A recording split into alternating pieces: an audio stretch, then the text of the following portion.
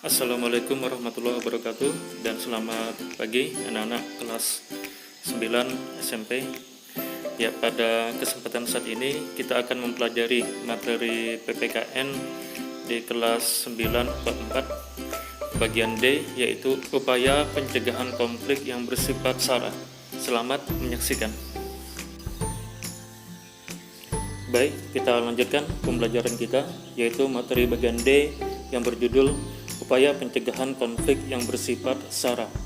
Masih ingat anak-anak apa itu SARA? Ya, betul, yaitu suku, agama, ras, dan antar golongan. Mari kita pelajari lebih lanjut. Keberagaman bagaikan sebuah pisau bermata dua. Di satu sisi, dia memberikan dampak positif kepada bangsa dan negara, tapi di sisi lain, dia memberikan dampak negatif atau malapetaka buat bangsa Indonesia. Jika kita bisa mengelola keberagaman ini dengan baik, maka keberagaman ini bisa menjadi kekayaan hasanah bangsa. Maka ini adalah hal positif buat bangsa dan negara kita. Tetapi, jika bangsa dan negara kita tidak bisa mengelola keberagaman ini, maka keberagaman ini bisa menjadi konflik yang bisa mengakibatkan perpecahan atau disintegrasi bangsa.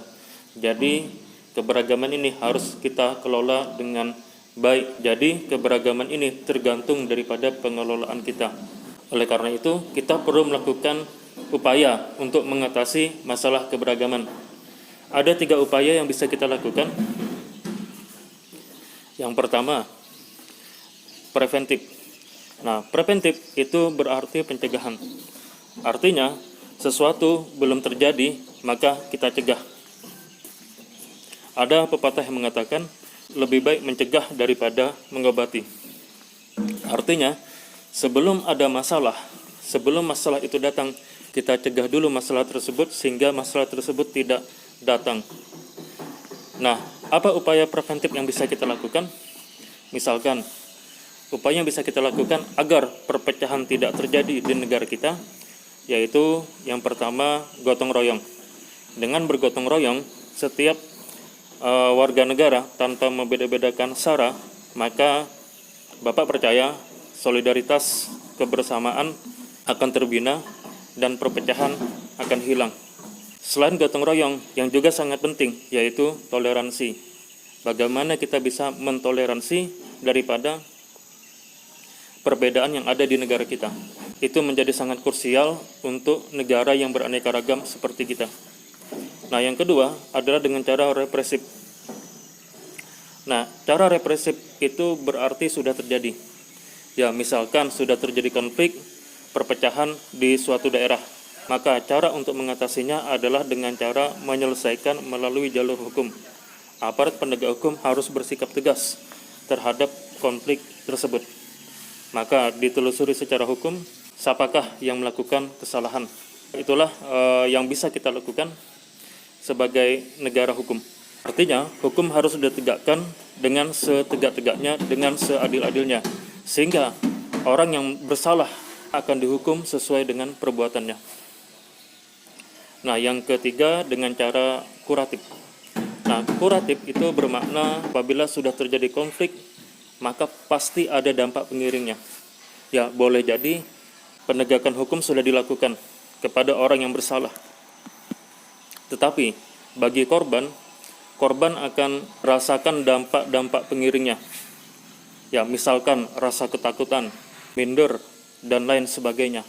Oleh karena itu, negara harus melakukan upaya kuratif, yaitu mendatangkan para ahli psikologi kepada para korban agar para korban tersebut bisa dibimbing agar menjadi lebih bersemangat lagi hidupnya, agar tidak larut dalam kesedihannya, tidak depresi gara-gara terjadinya konflik tersebut.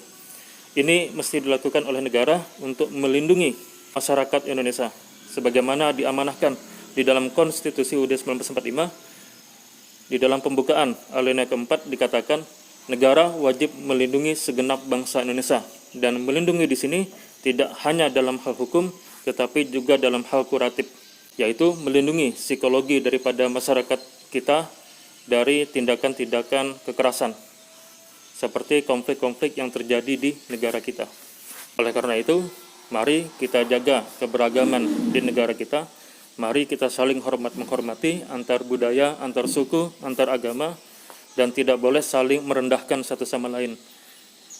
Kita boleh berbangga dengan suku kita boleh berbangga dengan adat istiadat kita, agama kita, tetapi jangan berlebihan, jangan merendahkan suku bangsa lain. Menganggap suku bangsa kita adalah yang paling baik, yang paling tinggi, atau primordialisme. Itu harus kita hindari agar persatuan dan kesatuan tercapai di negara kesatuan Republik Indonesia ini. Ya, demikian pembelajaran PPKN kita. Ya, sebelum kita tutup, untuk berkembangnya channel edukatif kita ini, silahkan klik subscribe, like, share, and comment, agar channel ini terus berkembang menjadi channel yang inspiratif, yang mengedukasi siswa-siswi di Indonesia. Bapak akhiri, terima kasih. Mohon maaf apabila ada kekurangan, kehilapan, dan kesalahan di dalam penyampaian materi. Kita akhiri.